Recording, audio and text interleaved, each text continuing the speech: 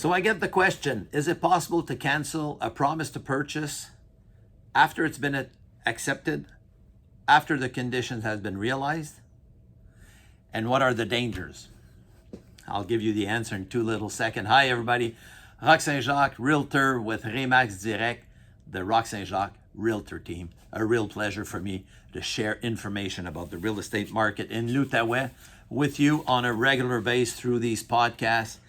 Real estate is probably the most important part of your investment portfolio. So let's keep in touch. You know how to do it. I'm going to go straight to the answer.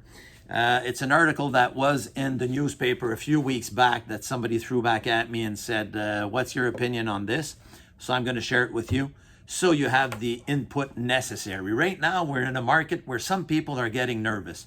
So the last thing you want to do is get involved in a promise to purchase and then have cold feet, change your mind or whatnot, because there could be severe consequences for you. And I'm going to go through it so you understand perfectly what's the implication and how to protect yourself. So the first thing I will recommend to you is give me a call or a call to a member of my team. Professionals of the real estate market, professionals of the real estate documents, clauses, laws, and the right document to fill out. So in the promise to purchase, there are clauses that we're going to put in the standard way. Most of the time they're there. Financing, inspections, looking at certain specific documents. If the seller didn't supply them to the realtor and the realtor is not making them available for us, we're going to ask for them. And all these clauses, if they don't satisfy you or if the financing does not go through in a real good faith manner, well, automatically the promise to purchase will be null and void. So let's break it down into pieces. The first piece I want to talk with you is the financing.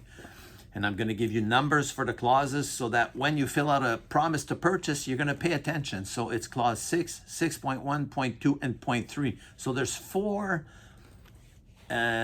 signification that's implied into the financing. So pay attention to the financing. It's so important. So let's say we're buying a home of $500,000. You're putting $100,000 down. So you're putting the 20% down payment. So the thing we're going to do is that we're going to put that down so the seller sees the way you're going to buy it with how much down payment. And then we're going to put details on the financing itself. What percentage, how many years the total financing, 25 years, and it's going to be renewed in 5 years, for example. You're approved for 5%, but you're okay to go up to 6%. We're going to put that down too. Because if by the time you go and ask for your financing with the promise to purchase, the interest rate is up to 8% and you are not secured with your 5, then you would not have to buy, because the only financing you'd be able to get right now would be 8. We put 6 maximum in the offer to purchase. So 6 is the maximum we're looking for. All right. So that's why we put that there. Let's say you're not approved. You decide in bad faith, you change your mind, and you're getting the banker to give us a letter of refusal to the seller. In clause 6.3, it says the seller can challenge the refusal within 5 days of receiving it. So it's important for you to understand that situation, because the seller could say, go see the National Bank. Then you have to do a new request. So if you had just decided to change your mind, you might be locked in to buying this property just the same. And in the extreme case, the seller could himself finance you in a first mortgage exactly as the condition in your promise to purchase. Then you would be known to have realized this condition. Then the condition of financing would be done. Okay, so you would be good. So you would have to move forward. So it's important you understand this. The other clause we're always going to put in is inspection. We're not always going to put it in, but in most cases, we're going to have an inspection of the property you're going to want to buy. Again, we're going to put a delay. How long are we going to put for this inspection? Normally, 14 days should cover it. For the financing in your specific scenario I just explained, we might put 15 or 20 days, since the probabilities are we're going to have an evaluation done on the property, because you're putting 20% down. So the bank will want to make sure that the house is worth $500,000 because we're not having it insured by CMHC or other insurer of the loan. Now back to the inspection. 14 days we get the house inspected. Now if we discover something that was not known to us, either to the declaration of the seller, either through looking at the property ourselves, and now the inspector comes and he discovers something that is major and significant. Now this is a notion that it's important for you to understand also. What is major and what is significant? Now the house is $500,000, we said. We find stuff that is $2,000, $3,000 to fix. In your opinion, is that major and significant? It's not even 0.5% of the value of the house. So let's not stop to the $2,000, $3,000, which we're not buying a new home. We have a bit of things to do. And also remember, the inspection report will give you the worksheet for the next 5 to 10 years, what to maintain on the house to keep the value of the house. Now, let's say we discover mold in the attic and we have an infestation of ants, and we have that analyzed, and it'll cost like $23,000, $24,000 to have that fixed. Is that major and significant?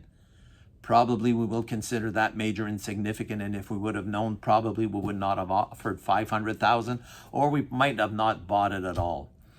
Now what's left to do is who pays for the correction in the attic. Obviously, in this scenario, the infestation of mice and mold, I mean, it's not nothing that is going to up the value of the house, and it's a problem that was there either when he bought or was there when he lived in it.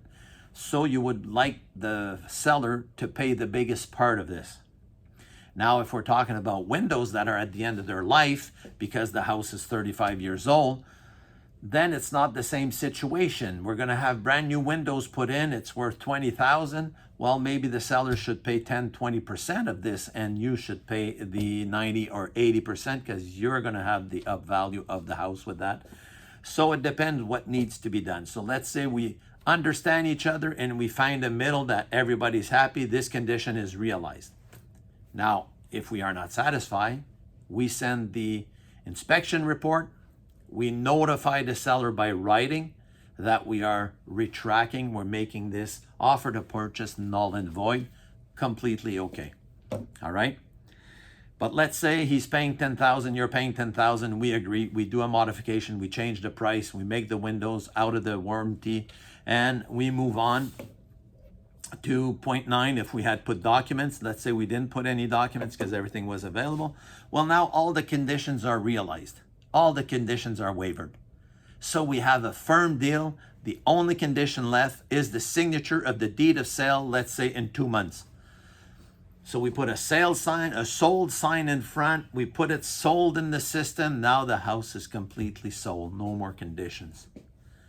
This is where it's a problem if you change your mind and you decide to retract from the offer. There could be severe consequences.